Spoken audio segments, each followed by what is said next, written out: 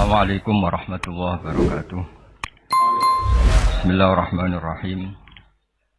Tabarakalladzi nazzala al-furqana ala 'abdihi liyakuna lil 'alamina nadhira. Allahumma shalli wa sallim wa barik ala sayyidina Maulana Muhammadin wa ala alihi wa sahbihi ajmain amma ba'du. Yang sangat saya hormati Kiai Haji Syukron Makmun selaku sesepuh NU juga sebagai pengasuh Pondok Pesantren Darul Rahman. Yang saya hormati Rais Am NU Kiai Haji Miftahul Ahyar, Ketua Umum PBNU Kiai Haji Yahya Khalil Stakuf, Bapak Menteri Bappenas Bapak Haji Suharto Monarfa, dan beberapa habib semuanya yang saya hormati. Ada Habib Hutal Atas, ada Habib Ali bin Abdurrahman Al-Habsyi, ada Habib Nabil, semuanya yang saya hormati. Sekjen NU dan semua jajarannya yang saya hormati, Katib dan semua yang saya hormati. Alhamdulillah, tadi Kiai Haji Syukron Makmun yang juga teman bapak saya masih ingat beliau ketika rawuh di Rembang di rumah bapak saya. Saya mohon maaf gak bisa datang, memang mungkin sebaiknya tidak datang karena memang saya masih ngaji pasanan, ngaji kilatan, ngaji. Saya sering cerita ke orang-orang, kalau ada rapat ketahanan pangan itu yang rapat ya baik karena ngatur ketahanan pangan. Tapi yang nggak rapat nanam padi itu juga baik karena itu yang real mempertahankan pangan. Jadi kalau semuanya rapat, yang nanam padi siapa? Kalau yang semuanya nanam padi, yang koordinasi supaya dikirim kemana, diatur bagaimana, itu butuh rapat. Tapi real kebutuhan padi itu butuh penanam. Ini yang saya kagum dari pengurus PBNU. Jadi ada beberapa kiai itu yang nggak pati rapat di kantor seperti saya. Tapi saya ini selalu mengajarkan kitab risalahnya Basim Asy'ari tentang ahli sunnah wal jamaah. Sehingga anggap saja saya ini nanam padi tapi tidak ikut rapat ketahanan pangan. Dan itu harus dianggap lazim saja dalam perbedaan-perbedaan itu. Saya meneruskan cerita ilmu usul fikih yang diceritakan Gus Yahya, juga tadi diperjelas oleh Kiai Haji Syukron Makmun. Usul fikih itu satu disiplin ilmu yang penting sekali untuk menganalisis teks. Kenapa itu penting sekali? Karena beberapa teks itu jelas berbahasa Arab. Dan bahasa Arab itu ya umumnya bahasa ada ruang dan waktu.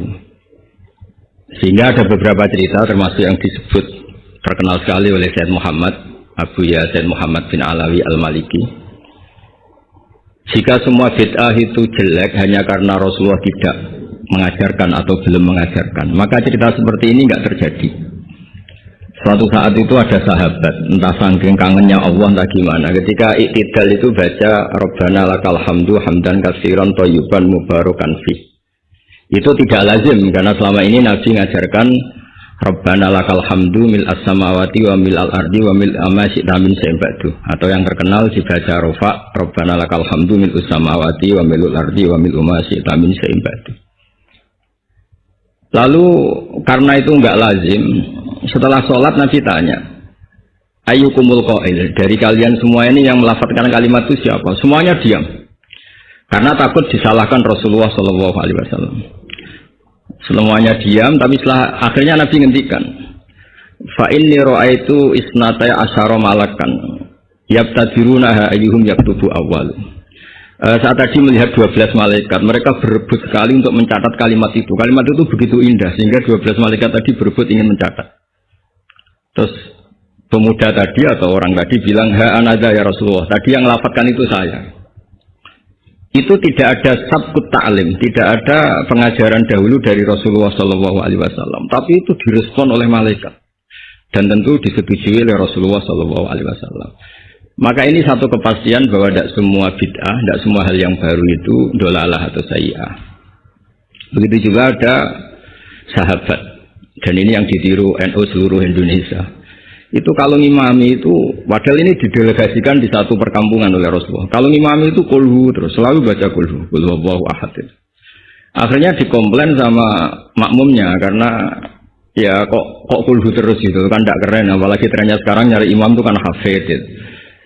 Ketika dilaporkan Rasulullah bahwa yang kau tugaskan ini ya Rasulullah selalu baca kulhu. Tapi Rasulullah itu karena orang bijak mengkonfirmasi dulu, kenapa anda baca kulhu terus? Kata orang tadi, li'annaha sifatur rahman. Artinya ayat-ayat dalam kulhu itu sifat Allah. Maka saya suka. Di situ tidak ada hadzun nafsi, tidak ada ayat yang menguntungkan kita. Semuanya tentang Allah. Biasanya kita sebagai Muslim kebanyakan kan selalu memanfaatkan sifat Allah. Jadi enggak rela lah kalau Allah nganggur itu. Misalnya kita bilang innahu ala kulli syai'in qadir ya. Kalau engkau qadir ya jadikan saya bupati, wakil presiden atau gubernur gitu. Kalau Allah mujib ya kabulkan saya ingin jadi orang kaya kan. Allah itu nggak boleh lah, sifatnya nganggur itu nggak boleh. Mesti perasaan manusia itu gitu.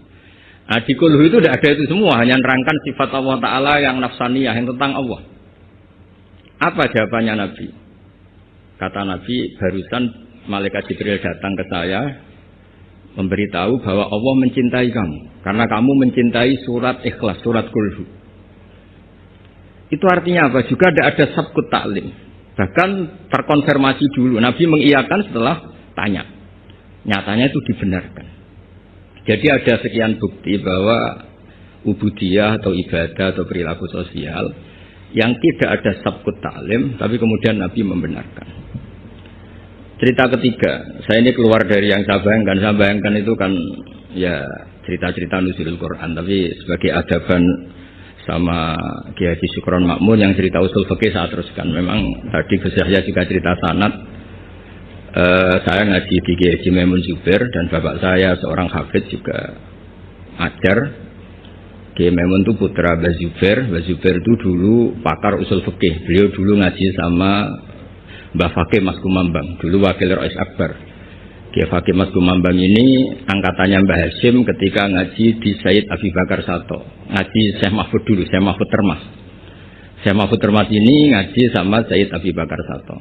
Syekh Abi Bakar Sato ngaji sama Syekh Zaini Dahlan sampai Syekh Utsman Ad-Dimyati sampai musalsal ila Rasulillah sallallahu alaihi wasallam. Sehingga ketika Pak Syukron Makmun cerita usul fikih, saya terus menjadi ingat ketika ngaji Jamul Jawame, ngaji Lubul Usul, beberapa kitab yang menjadi keharusan untuk meneliti teks-teks Quran hadis. Cerita ketiga, dan ini terakhir karena apa ya, selain materi saya juga nggak yang saya bayangkan ya, memang saya tidak bisa datang ke sana. Ketika Rasulullah SAW cerita, saya melihat surga, kemudian dengar derap sandal itu, sandal klompen itu. Terus Nabi tanya, ini sandal siapa kok sudah di surga? Suara siapa? Dijawab itu suara Bilal. Walhasil terus Bilal ditanya, kenapa engkau begitu cepat masuk surga? Apa resep kamu? Saya tidak pernah wudhu kecuali setelah itu saya sholat. Akhirnya jadilah syariat sunat rokaatai wudhu. Ada sholat sunat disebut sunat rokaatai wudhu. Dan lagi-lagi dibenarkan oleh Rasulullah SAW. Sehingga cerita-cerita seperti ini mengilhami semua kreasi-kreasi ibadah yang tidak mahdhah dan tidak merubah pakem dari kaidah yang disebut Rasulullah SAW. Maka itu disebut bid'ah hasanah. Dari segi baru bisa disebut baru, tapi dari segi sesuai al-qawaid al-muqarrarah tetap disebut itu hasanah. Sehingga Islam ini ittasa'afaku, Islam ini cakrawalannya luas sekali. Sebab itu ketika Rasulullah SAW intaqala ila rafiqil a'la, ya, bahasa halusnya wafat itu intaqala ila rafiqil a'la. Ada khilafah yang dipilih konsensus, yaitu Abu Bakar As-Siddiq. Ada khilafah yang ditunjuk, yaitu Umar bin Khattab. Ada khilafah yang ditentukan ahli syura, yaitu Utsman bin Affan. Ada khilafah yang dipilih lagi oleh syura, yaitu Sayyidina Ali karramallahu wajhah. Dan semuanya itu juga akhirnya ijtihad, dan ijtihad itu sangat luas di ranah usul fikih. Saya beri contoh misalnya dulu sahabat begitu mencintai Madinah karena itu Madinah itu Rasulullah sallallahu alaihi wasallam. Muhajiru Rasulillah, tempat hijrahnya Rasulullah. Tapi Sayyidina Ali itu akhirnya pindah di Irak, di Kufah. Karena beliau ingin nasrul ilm. Jadilah Kufah melahirkan Baghdad yang menjadi kubbatul Islam. Di situ lahir ulama-ulama top termasuk Sultanul Ulama Syekh Abdul Qadir Jilani.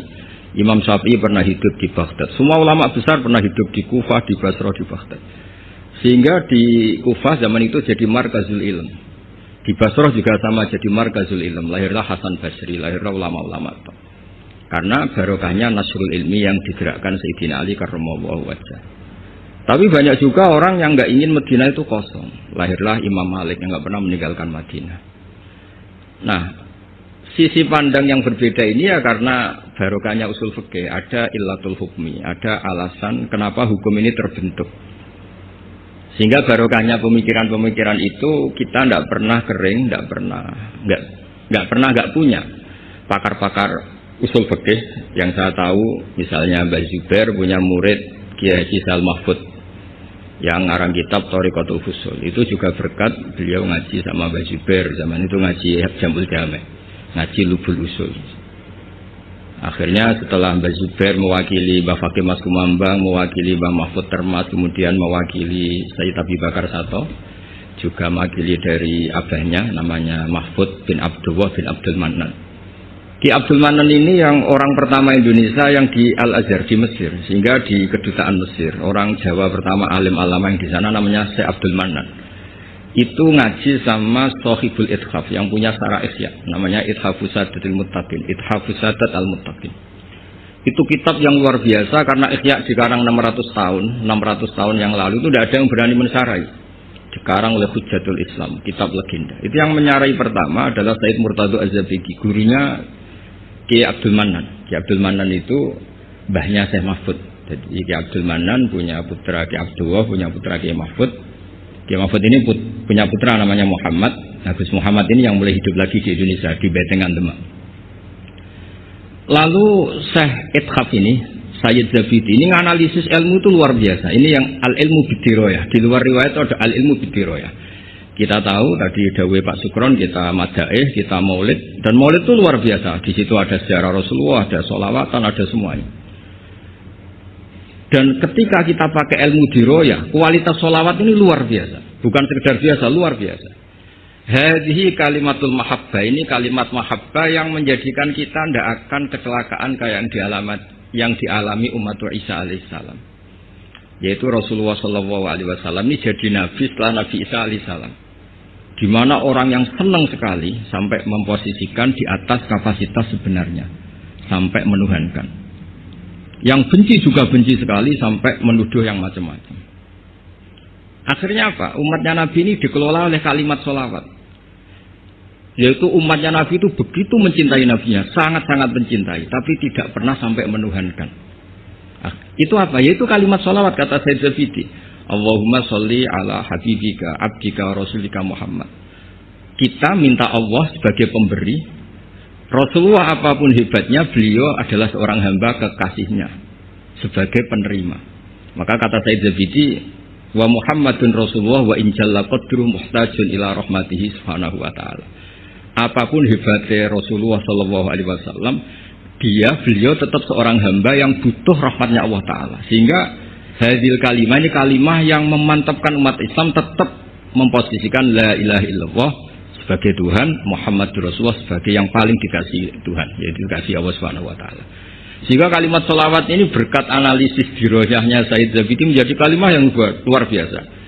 Bukan sekedar kalimat mahabbah, bukan sekedar kalimat yang menjadikan kita berhak dapat syafaatnya, juga kalimat yang memantapkan tauhidnya umat Islam, yaitu la ilaha illallah Muhammadur Rasulullah, yaitu Allah sebagai al-mu'ti, sebagai pemberi, Nabi sebagai penerima.